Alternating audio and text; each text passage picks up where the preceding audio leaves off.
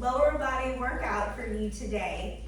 The first exercise that we're gonna go over is our dumbbell split squat. This is a really good unilateral exercise. Unilateral exercises are great for those muscular imbalances that we often see. So with our split squat, we're gonna be focusing on one leg at a time. You're gonna have a dumbbell in each hand with this. Your split squat position before you start lunging, a good way to figure out where you should be is if you go down to the bottom of a squat or lunge, your front leg should be at a 90 degree and your back leg should be at a 90 degree. So this lets me know that this is a good stance to be in. I'm gonna keep my chest up. My back knee will go straight down to the floor as all of that weight stays in my front heel. We're trying to work through 10 reps of this. 10 reps on each side. We can scale it down to 5 reps on each side if we need to. We can also do these without any weight. Place those hands on your hips or have a chair beside you for stability. You can even be positioned next to the wall to help yourself go through that full range of motion. So you'll go 5 to 10 reps on one side, 5 to 10 reps on the other side. The second exercise is a hollow hold position. This is one of my favorite gymnastics core exercises. I used to do these all the time. Your hollow hold without any modifications is gonna look like this. We wanna keep that lower back pressed to the floor the whole time. At no point do we wanna have an arch in our back. So I think about sucking my belly button in towards my spine and pressing my lower back to the floor. I have my shoulders and hands up off the floor. My feet are slightly off. I can bring my hands down by my side. I can place my hands underneath my butt to bridge the gap between my lower back and the floor. And then you can also bend those knees if you need to and bring your hands in front to modify. If 45 seconds is too long, that's okay. You hold it for as long as you can, and then you get back to it and continue on for those 45 seconds of work. The third exercise is going to be our dumbbell glute bridge. You're gonna place these dumbbells in your lap. Position yourself flat on your back. Hold these dumbbells in place.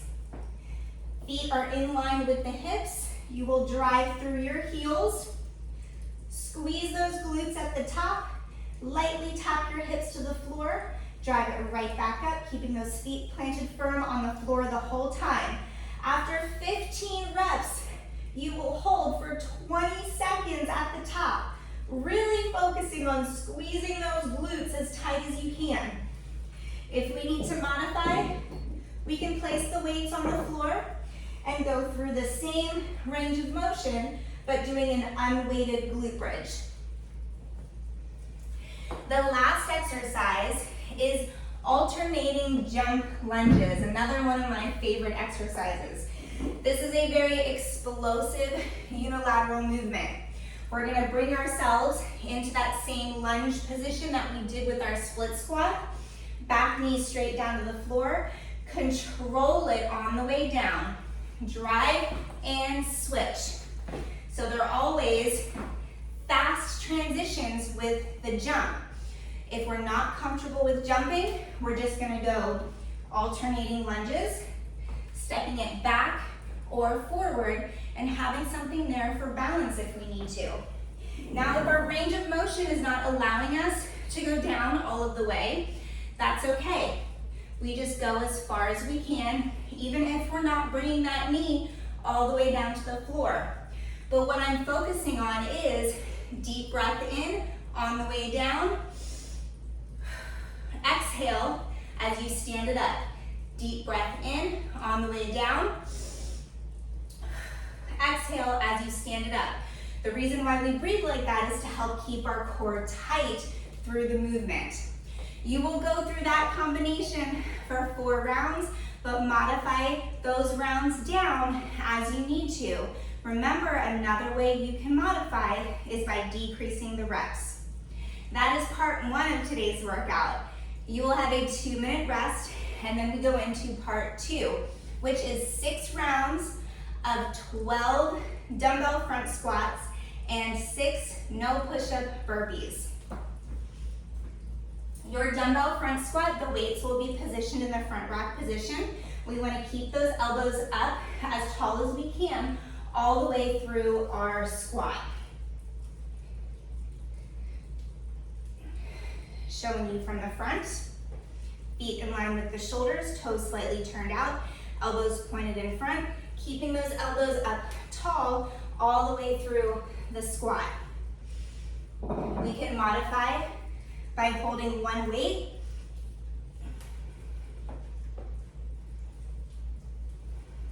We can go regular air squats with no weight.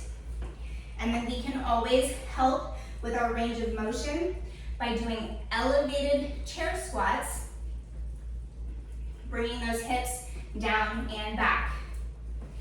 We can also turn these into a weighted exercise by still using the chair for assistance. The second exercise is our no push-up burpee. We do not have to bring ourselves down to a push-up with this. You're gonna keep your stance wide. You will bring your hands down to the floor, pop those feet out to a tight plank, feet back in, small hop at the top. That would be 1. 2. 3. We can modify this one by stepping it in or out and in, standing it up without the jump if we're not comfortable jumping. Again, hands down, step the feet out to a tight plank, back in and up, and then we can also do them elevated from a chair.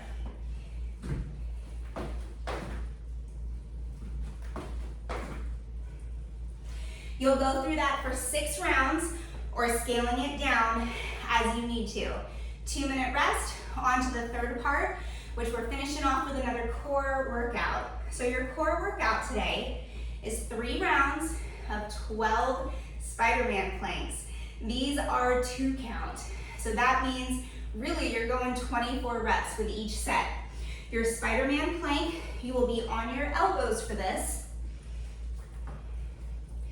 And you will bring your knee outside of your body up as high as you can get to that elbow. If we cannot go through that range of motion, we can hold a plank for 20 to 30 seconds. The second exercise are side V-ups. You'll have yourself locked out legs, arm at a 45-degree angle, so not out here. 45, other arm behind your head. You're going side V-up. We can also tuck the knees if we need to. And then we can also go side crunches if we need to.